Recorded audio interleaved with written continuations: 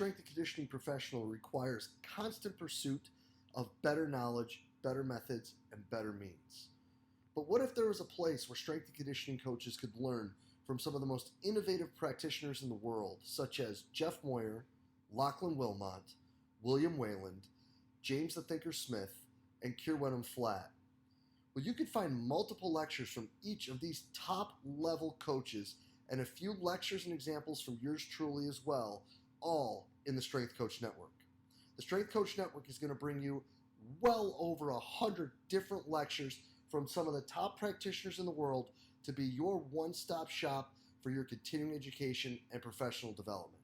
So hop on over to strengthcoachnetwork.com/CVASP today and get your 48-hour trial for only $1. That's strengthcoachnetwork.com/CVASPS to get your 48-hour trial for only $1. I look forward to seeing you in the Strength Coach Network. Welcome to this week's Eccentric Minute, brought to you by Eccentric. This week's Eccentric Minute, we're going to review one of our foundational single leg exercises, and that is the K-box split squat. Just like with the squat, guys, make sure you got that tether taut when you're at full extension and set yourself a counterbalance. Here we're going to use the barbell on the rack. Sink it down just like a regular split squat, chest tall, and drive through that front foot. I really like that back plate there to take tension off that back toe. As we progress forward, that's going to be big time to help us even keep our weight forward more. As we increase intensity and decrease volume, we're also typically cutting depth, therefore increasing transfer when we're looking at stopping power at a greater height. Guys, give this one a shot. I'm sure that this is one that you're going to find some great carryover for your athletes. I really hope you enjoyed this week's Eccentric Minute.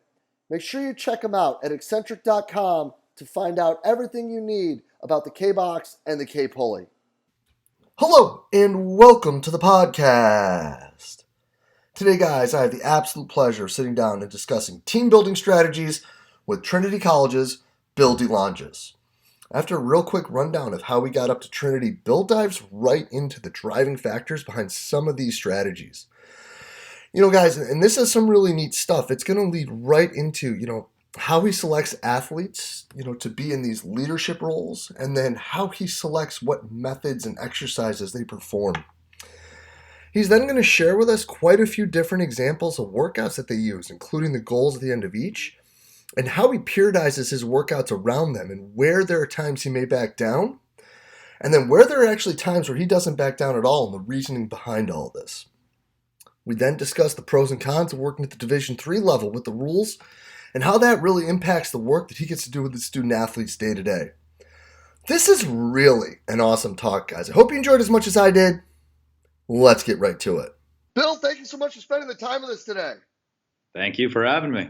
Yeah, man. I'm fired up for this because this is going to be an avenue that I don't think enough coaches talk about when they're trying to get everything going. I think we talk a little bit more about just our X's and O's and percentages and stuff, but not so much about some of the fun ways that we can get kids to be better.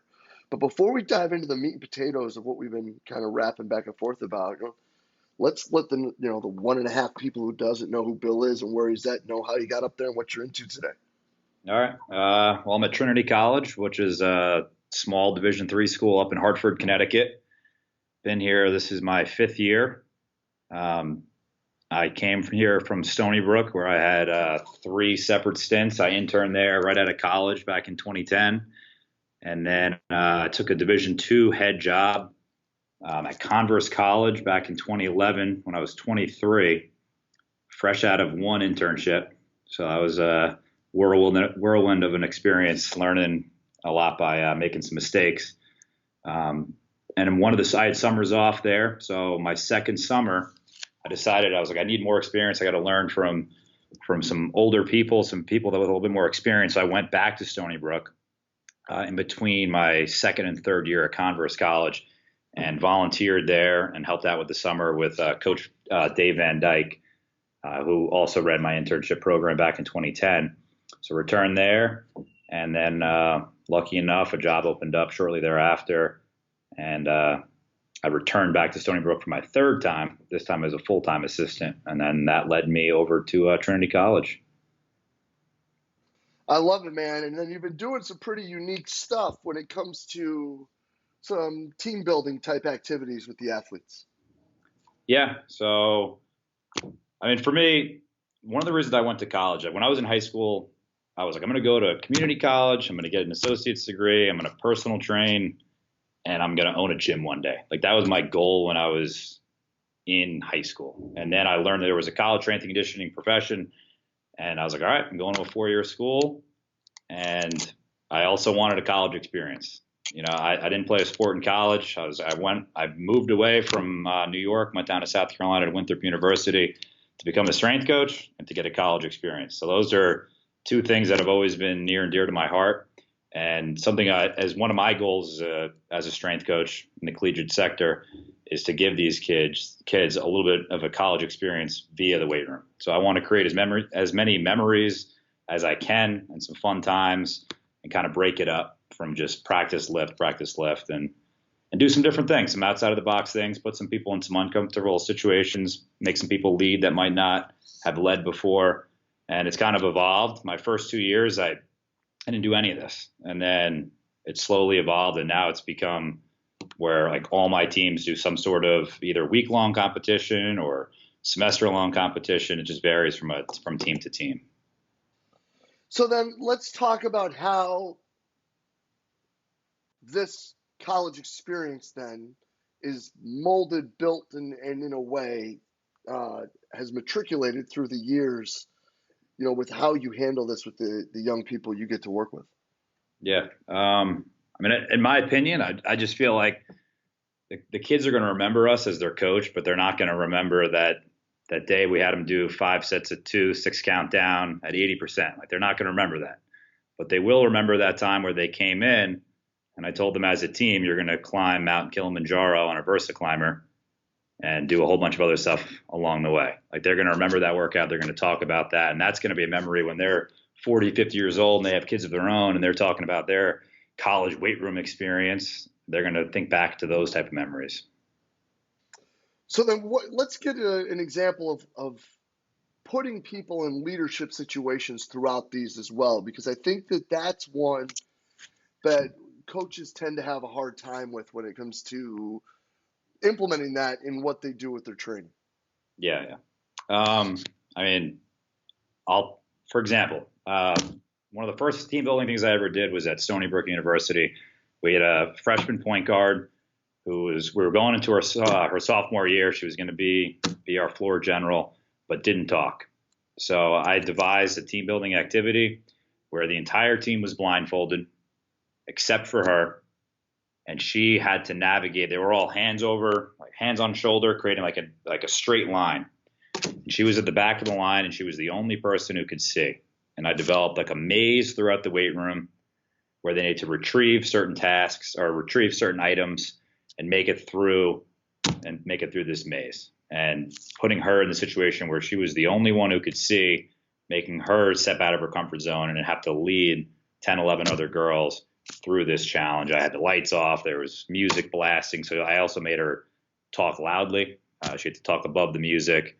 That was kind of the start of all this. And since then, really just putting people in spots. Like I'll do a lot of varying communication things where one person might be blindfolded, another person can see them but can't talk, or can see them but can talk, and then another person who cannot see them but can talk. So we're creating like this. The person who's blindfolded has got to get through this maze. The person who can communicate verbally with them has got their back to them. And then the person who can see them can't talk, so they're using all these different hand gestures to try to communicate to the person who can't see him but can talk. Does that make sense? No, 100%. I know that was a lot right there. But so if I have an athlete that I want to step out of their comfort zone and be a little bit more verbal, I'm going to put them in the position of you're going to be the talker. You can't see. Just a lot of different games like that. Usually I'm making people be silent and making one person talk. I'm only going to allow one person do the communication. Or we'll do like an elaborate competition amongst the team, divided into 2 groups. and the captains or the seniors are the ones that have to take charge. They might wear a weight vest and everyone else might not, and they might be the only ones who are able to communicate. I might allow a few people the communication. I dig that. Now, how has that been received by the athletes and then the sport coaches? The athletes love it because, I mean, they didn't come to school to lift weights. So for them, it's a different workout for them. 90% of these workouts are pretty damn hard, and a lot of times they're harder than what would have been scheduled on a normal lift. But they still love it. It's just fun. It's a once in a lifetime activity for them, and it's them getting to work together and solve a problem. They talk about it all the time. Like my football, I mentioned it earlier, the Mount Kilimanjaro workout. My football team was talking about that still this fall, 6 months later, getting all hyped up for this upcoming off season. They talk about it a lot, and the coaches, they love it because I'm big in Instagram, big in videoing a lot of the stuff that I do. So I'll make videos. I'll use them in recruiting presentations. I'll send them off to coaches. I'll make like highlight videos that incorporate this type of stuff. So it's a way for the coaches to also show that, hey, you come here, you're not just lifting weights the entire time. You're getting a little bit more of an experience in some different ways. And that's got to be, is reassuring the word that I'm looking for some of these kids? You know, to Yeah. know that you're not just going in there and kind of square peg and round hole in a thing, you know, the whole time. Yeah. Yeah. And the other thing that isn't so reassuring is typically these are random. So most of the time they try to make it not reassuring, actually, on occasion. But most of the time I'm going to do some of these. It's just I'm hitting them out of nowhere. Like my women's ice hockey team the past 2 years, it was day one. So the freshman first experience with me was some on the football field team competition or team building activity, I should say. And then I got the idea originally from Don Brown, who was over at VCU down in your neck of the woods. But he interned at Stony Brook when I was an assistant there. And when he did his GA at VCU, he was telling me all about it. They call them road games. And the kids would come in the off season and they would just hit some random thing up. So like that's usually the theme that I go with is it's just at random. So it could just be today is Tuesday and we are just going to go outside and you're going to do this. And I kind of dig the whole they can't be prepared for. Yeah, I don't think I've definitely never announced we're doing a team building activity today. Every single time it's been out of the blue. My football team last year, the Kilimanjaro workout, I sent them in our group mate just a picture of Mount Kilimanjaro, like 2 hours before they showed up in the weight room, just to kind of confuse them. And then they showed up, and that workout we talked about, I read one of the weight room wisdom stories from McKeefery's book of taking your bees into outer space and stepping out of your comfort zone and taking the path of least resistance. Read him that story, and then I said, this is the mission for today. And we had 8 different stations, and one of the stations was the Versa Climber, and they had to climb. And all the other stations, we had one rest station. 5 of the other stations were really just like putting you in a spot where you want to quit and give up, and your teammates rallying behind you and supporting you. And then the other station was like a Airdyne bike sprint where you had to finish your mile before everybody could rotate to the next station. So I'm putting the person on the bike, I'm putting the group that are on the Airdyne bikes in a spot where they're seeing all their teammates suffer. And so they're trying to finish that mile as fast as they can because no one's dropping from their plank, no one's dropping from their ISO goblet squat until that mile gets done. And we just kept doing that over and over again until we got to the top of Mount Kilimanjaro. Yeah, man, I dig it. We've done some stuff like that. I just call it dictators, right? Where you're dictating whether or not everyone else is having fun, I guess that you could say at that moment. But I think that whole idea of having to work for your teammates is one that we might overlook a little bit too often. I think it's huge. I've been doing it for years. It's something said, it's been in my program for a very long time, and I don't see it changing. So it makes some people that don't want to work that hard work just because they're seeing they don't want to let each other down.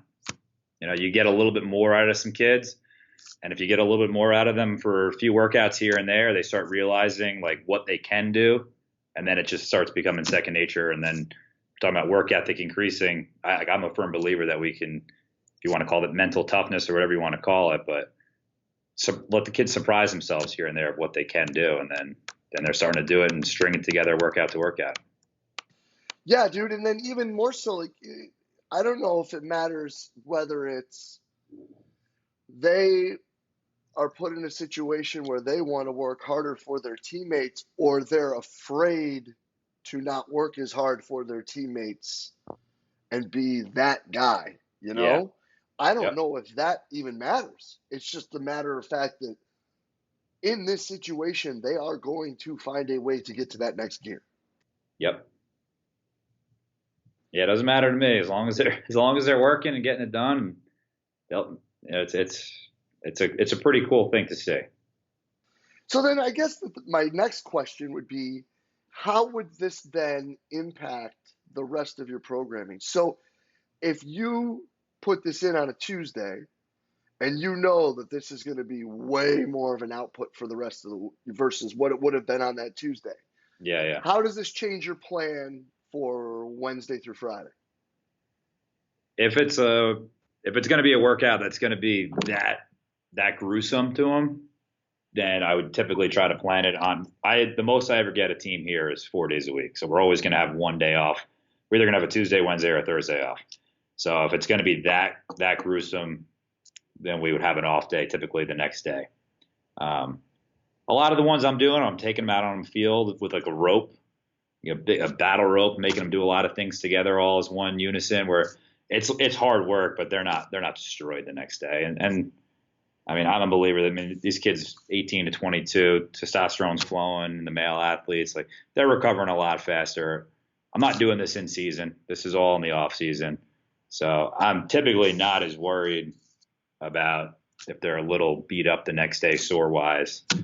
They recover a little bit more than I think some other people give these college kids credit for. Well, especially if they're able to take care of themselves. Yeah. So then, how do you handle that situation then when it comes to those outside situations? Because those can be just as big of learning situations. What do you mean by that? So the nutrition, sleep, and those sort of things. Because in a Division III program, Yep. there's a lot. I mean, the rules in and of themselves can be They're challenging. Brutal. Yeah, okay. I was going to go a little less, but yeah, brutal's fair. The conference I'm in takes it to a new level. The NESCAC conference that we're in actually has more rules than the rest of Division III. So. Really? Yeah, we start 2 weeks later than everybody else. I 2 weeks later than everybody else is a pretty big deal. So we're down 12 practices to everybody else when our first game hits, if we start with a non-conference game. And we also don't have any non-traditional seasons. So when the football season ends in November, those coaches don't see them again until August. So we're not having a spring ball. We're not having a fall ball in baseball. There's none of that. So it's nice for a strength coach in a way, because when football season ends, our off season starts, I don't have to worry about anything. It's literally like they're just training in the weight room and training for our end of the season testing day, or end of the spring. I can see some pros and cons for that when you don't have to, go through the traditional prep them for mat drills, prep them for spring ball, prep them for camp. You have just this time to prep. Yeah. I have 15 weeks in the spring of uninterrupted training for if you're a fall sport. And then in the spring, my spring teams, they don't start practice till February 15th. So I had the entire fall, and then I get 4 more weeks when they come back to prep them for their first practice. Oh, 4 weeks in the spring semester would be game changing for most sports. Yeah. I mean, because you're going through then really half of the acclimation process, right? Yeah, we're The only thing is we got to make sure we hand them over ready to go because we'll report back like our field hockey team, like they'll play their first game in like 5 or 6 days. So like I got to make sure that whatever conditioning program we gave them over the summertime, set them up for that first practice, and then obviously my spring sports I get to be there for it, so it's a lot easier. Yeah, but again, I think that problem is one that goes through every level, whether it's 1, 2, 3 NAIA, and that is the fall sport kids. Sometimes you just gotta hope, and the whole idea of there not being an 8-week period before you put a bunch of young women on AstroTurf that are from all over the country, not hot places, and ask them to run 2 to 3 days in 110 degrees on AstroTurf. It could be a conversation for another day. Oh yeah. When it comes to health and safety, but yeah, I think that you kind of catch where I'm going with that anyway. Yep. So then, Bill, where do you see this going? Where do you see these other skills being developed in the weight room, and how coaches can become more than just muscle coaches, if you may? Yeah. Well, for me, so again, I talked about how we don't have this non-traditional season. So one of the challenges for us is they're still practicing just captain led. So I've really, since I've been at this school, I've noticed that the coaches are expecting, in my opinion, more out of our captains than other levels. Just they're running practices like our women's lacrosse program. The captains are running the entire fall ball, and then the entire 4 weeks they get back. It's a lot. So for me, I was like, I didn't see a leadership thing in place. So I was like, I want to try to implement as many leadership type things to prepare these kids to be the coaches in the fall ball and to actually have the experience and the confidence in leading their teammates. So that's one of the big reasons for me. And now I've been trying to get really big into the debriefing at the end of these team building competitions and really like sitting in a circle and just kind of talking about what we did well, what we did bad, who stepped up, how was the communication, did we support each other, and just really spending, and that's a skill in itself. And that's something that I've been trying to improve on big time and continuing to improve on is that debriefing, because you could do a big team building activity, and then if it's just like, all right, see ya, and we don't actually talk about what we did and what we could do better, then you might not really get anything out of it.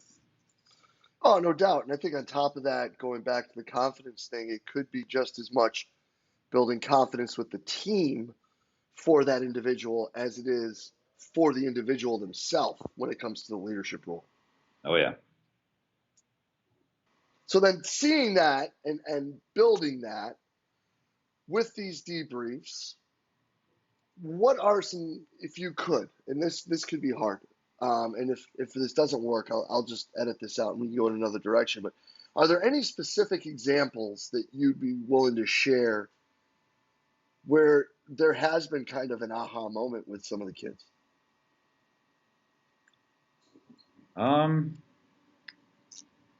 Well, let's see here. That's just a tough one.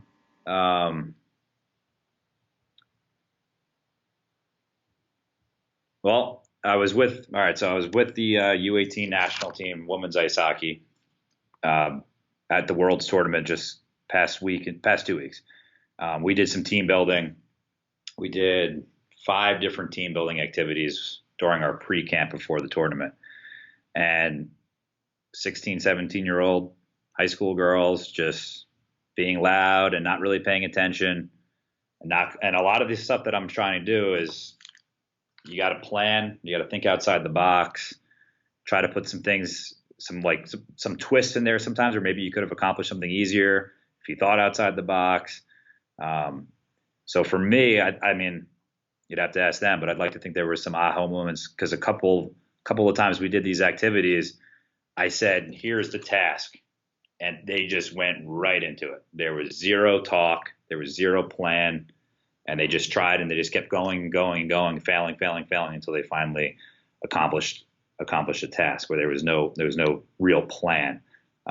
So when we debriefed, first question I had, did you have a clear action plan? How did you come up with it? And obviously I didn't even come up with one. So to me, that was hopefully a lesson for them, that when they're given a task, to sit back, stop for a second, take a couple seconds, and make a plan before just jumping right into it. But yeah, because then you can't know where you're going if you don't know where the end result is and Yeah. you don't know where you're starting from. I see that at the high school level when I work with that team, and in the college level when you give a task, sometimes they just get so excited and just go and don't actually sit back and plan. So I try to preach on that one a lot. I dig it, man. I think that that's really important, especially for these kids to understand, again, not just the lesson for sports, but just what's going to happen later. Yeah. Well, listen, Bill, let me get you out of here with this, man, because I think that this is some pretty awesome stuff, and it's things that people really need to pay closer attention to. Where could people see more? Where could they get more and figure out more of what you're doing with this? I mean, I post as much as I can on my Instagram, Bill DeLongis, just one word, no dot, no dash or anything like that. So I'm posting a lot of my stuff on there. You can scroll back in history every once in a while. You'll pop up on some kind of team building activity. Shoot me an email, bill.delongis@trincol.edu. If you want to throw that in the show notes, they could reach out to me, shoot me any questions. And then there's some good resources out there. Project Adventure is a company up here in New England that puts together some learning courses. They have a ton of different courses that will teach you from all the way from obstacle courses down to no implements at all.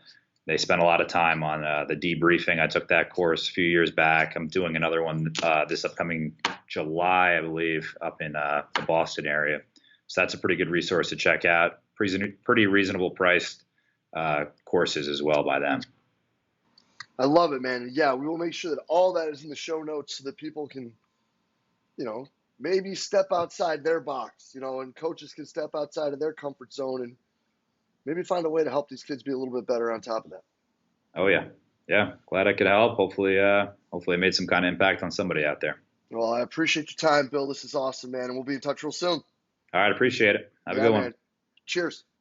And a huge thanks to Trinity College's Bill DeLongis for spending the time with us today. Guys, just some open, honest, candid sharing from a guy really doing some unique stuff to really help the betterment of the young people that he gets to work with. I can't thank Bill for all that he's done, and I also can't thank Bill enough for being so open, honest, and candid with his sharing today. Guys, this is awesome stuff. Make sure you hop over to Instagram, give him a follow at BILLDELONGIS. There's some really great examples of what he's doing, and I think that that's going to answer a lot of your questions. Give him a follow, take a look at him, drop him a note, either a DM there or underneath in the comments, because there's some really awesome examples of what he's been doing to help these athletes learn, kind of get out of their comfort zone and become better in many different ways. And as always, guys, if you did enjoy the talk, please share it to the social media outlet of your choice, Facebook, Twitter, Instagram, whatever it may be. As always, we're just trying to get the best information out there to all the great coaches that we can. And as always, guys, thank you for everything that you do for us here at Central Virginia Sport Performance. We will be back next week with another awesome guest. We will see you then.